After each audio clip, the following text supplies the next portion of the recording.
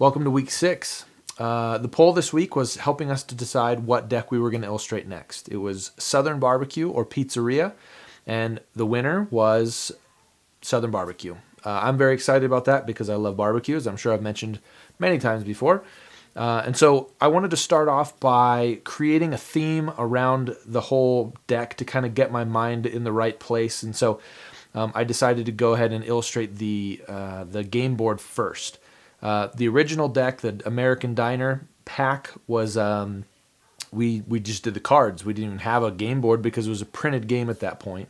The taco shop, I worked on the game board briefly, and then moved on to the actual food items. And so this one, I wanted to make sure that the theme was flushed out pretty thoroughly. And part of it also is because I love barbecue. And so I've often thought it would be a lot of fun to have my own restaurant. And so I think through what kind of floor would we have, what kind of tables, and what would be on the walls, and all of these kinds of elements. And so for me, this was really just, okay, I've already done most of this stuff. Let's just actually illustrate it. So I have it up behind me, as you can see. I put some light gray wood floors, kind of a weathered floor, and then a subtle checkered pattern. The checkered pattern was actually an interesting problem because if it were more vibrant, like you'd see at a picnic or a backyard barbecue, it was pretty intense to the point where I thought it was pretty unbearable to actually look at, especially with all the cards there.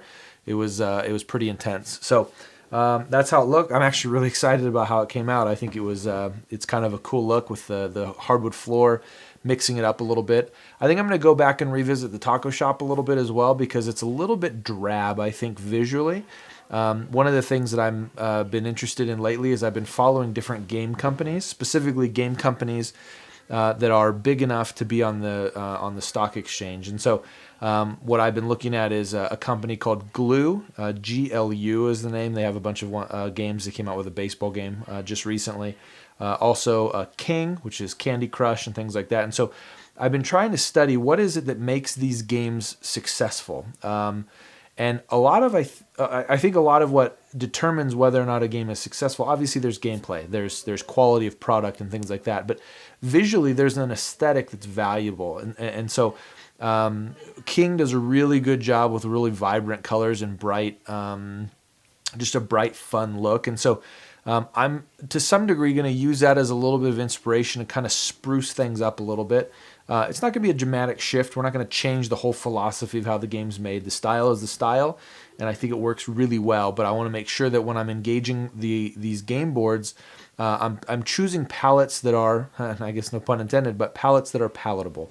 I want this to be something that people enjoy looking at, and that it's a fun experience aesthetically as well as gameplay-wise. So that's the bulk of what I've done this week. We've talked through a lot of other nuanced things. Are we going to do live turn-based? Are we going to do a live game or a turn-based game? How does Game Center help us or hurt us? What other services are there? There's a lot of logistical things like that. I was on vacation all of last week doing renovations on our house, and so I actually didn't have a ton of time or energy to invest, as you may have noticed from last week's when I said welcome to week 4, even though it was week 5. So this week I'm really excited to jump back in. I think a lot of times when it comes to the creative process, a break is needed.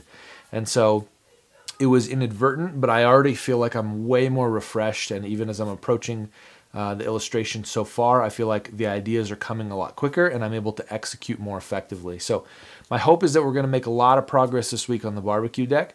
I don't know if I'm going to do a poll this week or not. There's nothing that jumps to mind, and I don't want to waste your time with choosing options that don't make any sense. And so yeah, we'll see what happens on that. Next week, I'll probably have some ideas in terms of the actual entrees, and that actually may be the next week's poll is helping me decide between some of the entrees.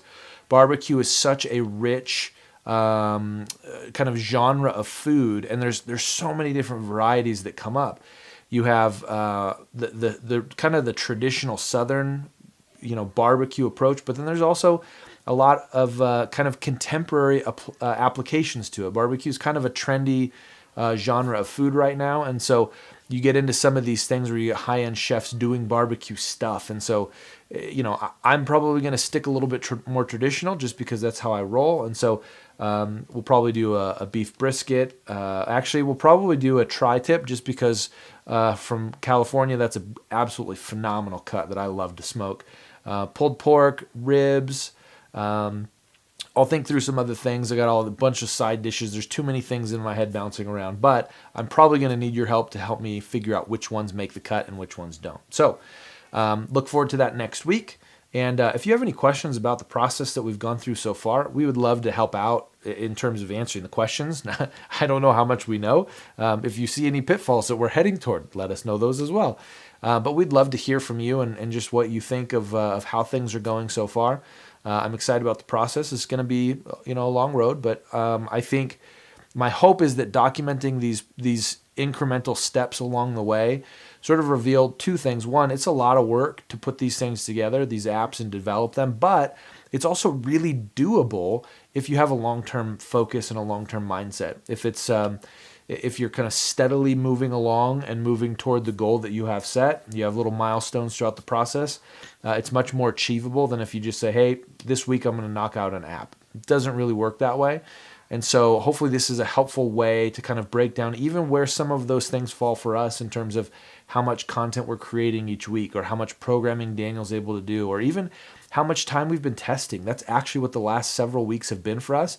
It feels like it's not productive, but we've been doing a lot of gameplay, both of the game that we're developing in Mealtime Sabotage, but also in other games, seeing how they work and how their success can influence what it is we're doing. So it's been fun, and yeah, we'll keep at it. So look forward to an update next week.